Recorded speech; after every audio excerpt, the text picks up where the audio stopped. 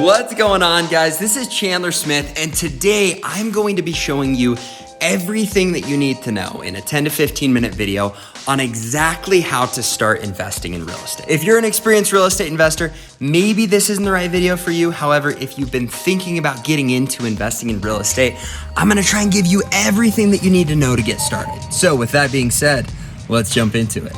All right, guys, for those of you that don't know me, my name's Chandler Smith, and I've been investing in real estate for the last 7+ years.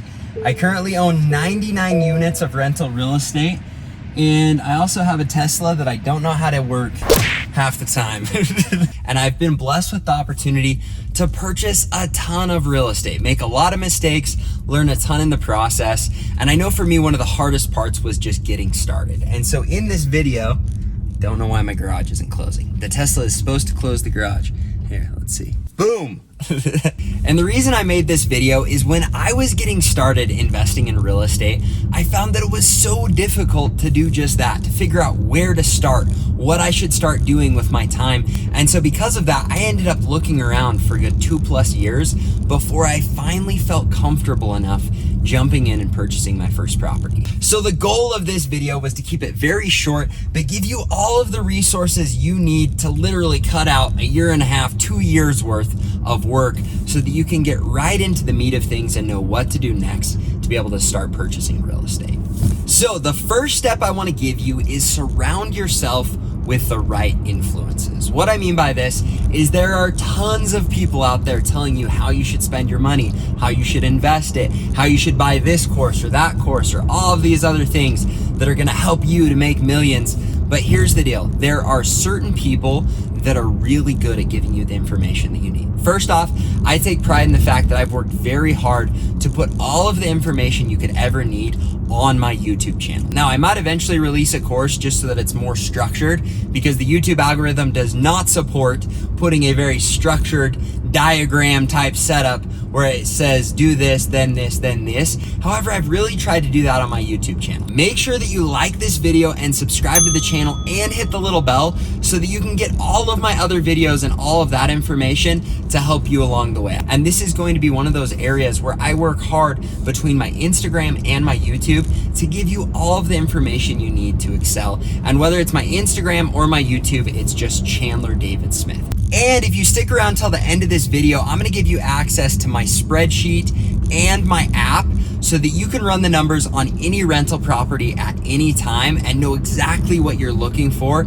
And that in and of itself will be a huge resource to help you make sure that you're buying real estate properly. So I'll give you the link down in the description, and if you wait till the end, I'll show you exactly how to use those resources. Now that I've made my shameless pitch for myself, I also wanted to give you a couple other people that it would be extremely helpful to follow. The number one person to follow is Bigger Pockets or Brandon Turner. Now, Brandon started Bigger Pockets, but there is endless information there on how to get into investing in real estate.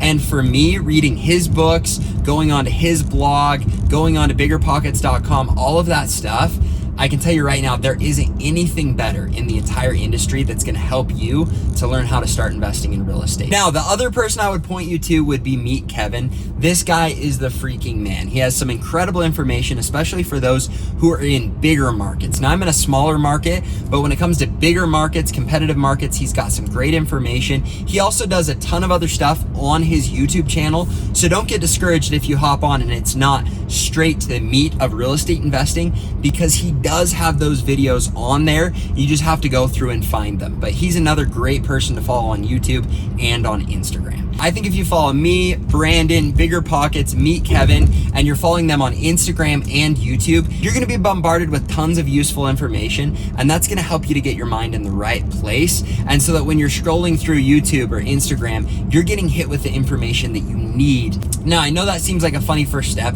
but it will have a big impact if you're surrounding yourself with other people who are doing the right things in real estate. Now, the next step you need to take is make a plan. You need to decide if you're gonna be living in the property that you purchased first or you're not gonna be living in it. How much of a down payment that's gonna need. How many years it's going to take you to come up with that down payment. How exactly you're gonna go about doing that. What your desired return is. all of these things so you know exactly what you're looking for. Because I see so many people that say, hey, I want to start investing in real estate, but they have no idea what their game plan is, no idea how they're going to come up with the capital to start investing, no idea about anything. So sit down and say, all right, how much money can I make? How much can I afford for down payment? What loan options are there to be able to get into an investment property 1 year from now, or 3 years from now, or 5 years from now? And which one of those options is going to be best for me? And then once you've made that decision, it's going to help a ton on structuring where you go from here. So that's the first big thing you've got to do, especially after following all these other influencers that are giving you good advice, is make a plan. All right. Saying you want to invest in real estate, but never coming up with the capital or never knowing what kind of property you're looking for isn't going to do you any good. Now, if it's me and I'm single, this is what I'm going to do if I'm in your situation. I'm going to say, all right, I can get into real estate for way cheaper if I live in the property first. So I'm going to be looking for a duplex, a triplex, or a fourplex to live in so that I can live for free because the other people are paying their rent and that's covering my mortgage. I'm going to live there for 1 year and then I'm going to move out into another property just like this. And I'm going to do this as much as I can so that I can acquire as much real estate as possible for the least amount of money. Now, if you're married and you're just starting to get into real estate and you're saying, well, Chandler, my wife's not cool with us moving every single year and having tenants next to us, I get it. But if that's your scenario, you're going to need more capital. So you're going to need to decide if you're going to borrow that money or how you're going to come up with it, because odds are you're going to need 25% down. Now, there are some loans that you can get as low as 10% down, but you've got to have a great credit score. You've got to have good money in the bank and a good relationship with that bank so that you can work it out. And those aren't very common. Now, that doesn't mean you can't find them. However, they are harder to find. So you've got to figure out what your game plan is and then start moving in that direction. Now it's time to build your team. And I'm not going to go into a lot of great detail with building your team, but before you should ever put in an offer on a property, you need to make sure that you're at least pre-approved for a loan. I think that's an essential part. Now, you can also talk to your accountant, your lawyer, making sure everything's set up. But honestly, I didn't do that until after I'd already purchased my first property, and it's not that big of a deal. Now, you want to be protected, you want to do things right. However, you shouldn't let those things get in the way of you pulling the trigger, because a lot of those things can be figured out as you go. Now, for me, I wanted to connect with someone who had insurance, but again, a lot of times your realtor is going to be able to hook you up with who's the best guy in town for insurance for your property. They might also have some good ideas for a good management company. And so for me, the first two major aspects of my team are going to be making sure I've got a good realtor or wholesaler that's helping me find a property, preferably someone who owns real estate themselves, so they understand how the numbers work and what you're looking for and what kind of criteria you need to find. However, if you can find someone that's a newbie and they want to get into investing in real estate, a lot of times you can find someone that's more attentive to you while you're a beginner that has no idea what's going on, and they can really grind for you. They can get out and pound the pavement and try and find what you're looking for. And they're also going to be more open to you saying, look, this is the return I need. This is the spreadsheet I'm going by. This is the podcast I watched that helped me decide exactly what kind of property I'm looking for, so that they'll go and look at and watch and understand exactly what you're trying to find in a rental property. Because a lot of times if you're going with an experienced real estate investor, they've probably got 5, 10, 15 other real estate investors that are already coming in higher on the list than you, because they know you're going to jerk them around. You're going to want to look at a lot of properties. And a lot of times, if you're an experienced realtor, you don't want to go through that with a new investor unless they've really proven themselves to be a good investor that is willing to pull the trigger quickly. Now, once you connect with a good realtor, they can help you find a good loan guy. They can help you find a good insurance guy. They can help you find a management company. All of those things can kind of come. However, you do not want to go and put in an offer without having a pre-approval letter and already having a relationship with the bank, because it adds so much power to you putting in an offer. So make sure that you build that relationship before as well. Now, once you've done all of these things, you know what kind of property you're looking for, you know what your criteria is, you've gone through all of those hoops of building your team.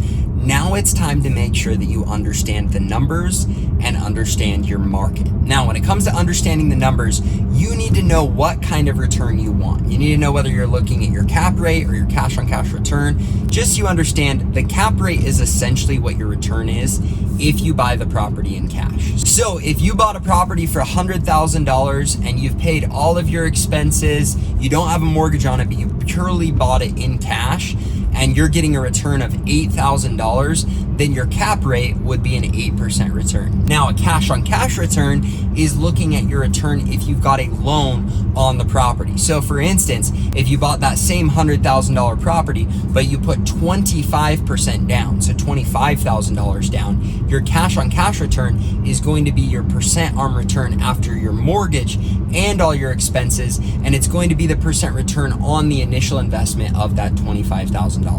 Now, there's a little bit more of an explanation to both of those, but that gives you a broad understanding, and you need to recognize that you need to know exactly what return you're looking for in your specific market. Once you understand your market, then you know where rents need to be. You can understand if you're buying a property and they say rents are $1,000, you know, hey, that's what it should be, or it should be $1,100, or they overfilled it. This is usually only going to get $900, so those rents are not fair market value. They were just able to find someone stupid that was willing to pay more, but that isn't going to be a consistent trend. Once you understand that, then you can look at investment properties. You know what kind of return you need to get. You know what rents are. You know how the area is. You know what the market's doing. And now you can know if a property you're looking at is something that you should purchase. Now, everyone has different criteria. There's not like a one size fits all. However, for me, I have moved my criteria all over. When I started investing, I needed a 20% cash on cash return. Then I lowered it down to a 10% when I was really trying to find property, and I was saying, you know what, I can be okay with that. Right now, with where the market's at, I won't buy below a 15% cash on cash return with at least 25% down. So even if I can work a deal that has less than 25% down, I'm still going to run the numbers as if I'm putting 25% down and making sure that I'm getting at least a 15% cash on cash return. Because if you put less down, you can get a higher cash on cash return, but that doesn't mean you're getting strong enough cash flow where it's worth purchasing the property. When it comes to understanding your market better, you can click this link. That's going to show you how to get into your market and really understand what's going on so that you're not buying something where the rents are absolutely terrible. Also, make sure you let me know if you've enjoyed the more vlog type videos. Here's the deal. It might be laziness on my part. My life gets a little crazy, and it's a lot easier to just throw my camera up and tell you guys how to run the numbers and buy real estate while I'm going around running errands than it is to sit down in front of the desk. I also feel like it comes a little more naturally to just talk about the stuff that I love rather than sitting down and being all Mr. Professional. So if you've got any questions, let me know in the comments. And if you like the style of this video, let me know in the comments as well. Now, I love using my Excel spreadsheet, and it's got like every detail of running the numbers on an investment property, including the amortization schedule. However, if you want something that's right there on your phone so you can run quick numbers when you're at an actual property, you can go onto the App Store, and it's in iOS and Android. I just paid thousands of dollars to get this app put together, mostly for me, but I decided to just share it with you completely free. So if you go on your Android or on iOS, you just plug in CDS rental calculator, and you can download my app that's going to help you run the numbers right on a property. And to learn how to run the numbers on the app, you just click this link. It's a video that shows you everything you need to know about running the numbers, even on the app, so that you can know whether it's a property you should purchase. Now, the next step is to just jump. All right, I know it's intimidating. I know it feels like you're taking on risk, but if you've done all of your due diligence, you've looked into other people that are investing in real estate, you've connected in your area, you've understood your market, you've looked into the numbers, you've got to get the courage to just take a jump and put in an offer. Now, you can put this offer dependent on an inspection, and that's awesome because then you can bail if you find anything you're unhappy with and get your earnest money back and be in a great place. But for some reason, people are still terrified to put in an offer, and you've got to take that next step. You've got to be willing to say, you know what? I'm comfortable. I'm going to start throwing out offers. Now, you can totally lowball early on, but you've got to start taking action. I know it's uncomfortable, but you're doing all the right things. And once you get to the point where you're comfortable putting in offers, pretty soon that perfect deal is going to come along. You're going to immediately get an offer in. You're going to have your pre-approval letter. You're going to be ready to rock and roll. And because you've done all of the steps, when that perfect property comes up, you're going to have the confidence to say, let's do this thing. Do it! And once you get to that point, it's terrifying because you're gonna have to build the rest of your team. You're gonna have to make sure you've got management in place. You're gonna have to make sure that you've thought about liability and what to do to protect yourself. But here's the deal. Once you get that property under contract and you know the numbers work, everything else is going to fall into place. And I would even say, even if you buy a property that isn't the best deal, it's a decent deal. It's something that you're not going to lose money on, but maybe you're not going to make as big of a return as you will in future properties.